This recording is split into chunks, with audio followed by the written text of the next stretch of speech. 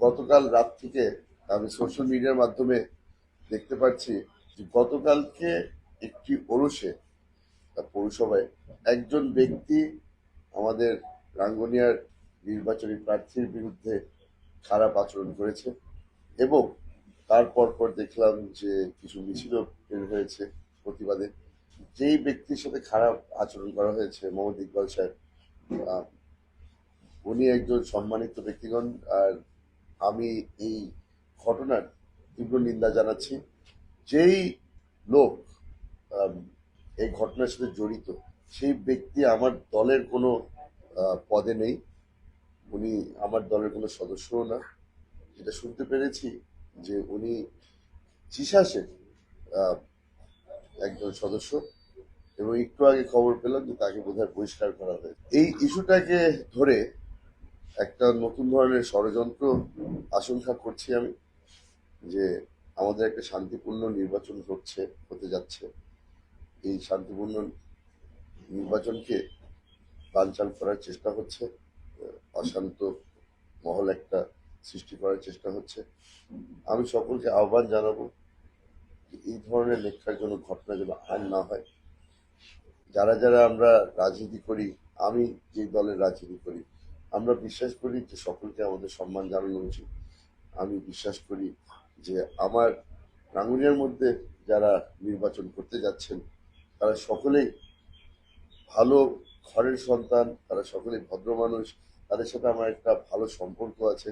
আমার পরিবারের সাথেও একটা ভালো সম্পর্ক হয়ে গেছে। এই নির্বাচনের ক্যাম্পেইনের সময় বেশ কয়েকবার আমাদের একজন আরেকজনের সাথে দেখা হয়েছে।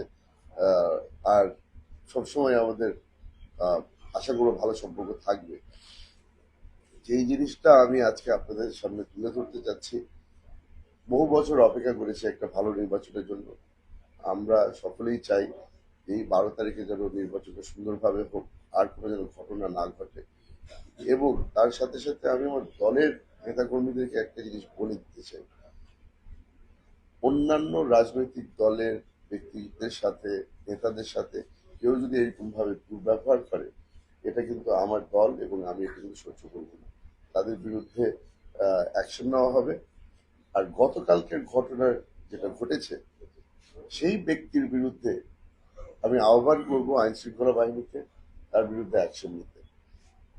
আমার রাঙ্গুনিয়ার মানুষের কাছে একটা আহ্বান, তাদের কাছে আমার একটা আবেদন, 12 তারিখে তারা যেন কোনো কান কথায় আম, কোনো ধরনের পাত্তা না দেয়। তারা যেন সকলেই ভোট কেন্দ্রে যান, তারা সকলেই যেন ভোট দেন।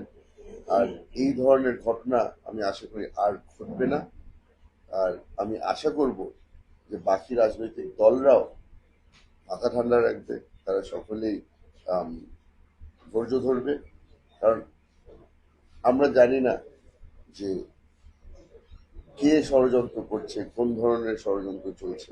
আমাদের সকলেই সচেতন থাকতে হবে। এবং আমি সকলকে ধন্যবাদ জানাই। এখন পর্যন্ত আলহামদুলিল্লাহ আমরা একটা সুন্দর পরিবেশ পেয়েছি নির্বাচনের জন্য। আশা করব আর 2-3 দিন বাকি আছে, যেন আমরা শান্তিপূর্ণভাবে এই নির্বাচনটা কার্যকর করতে পারি।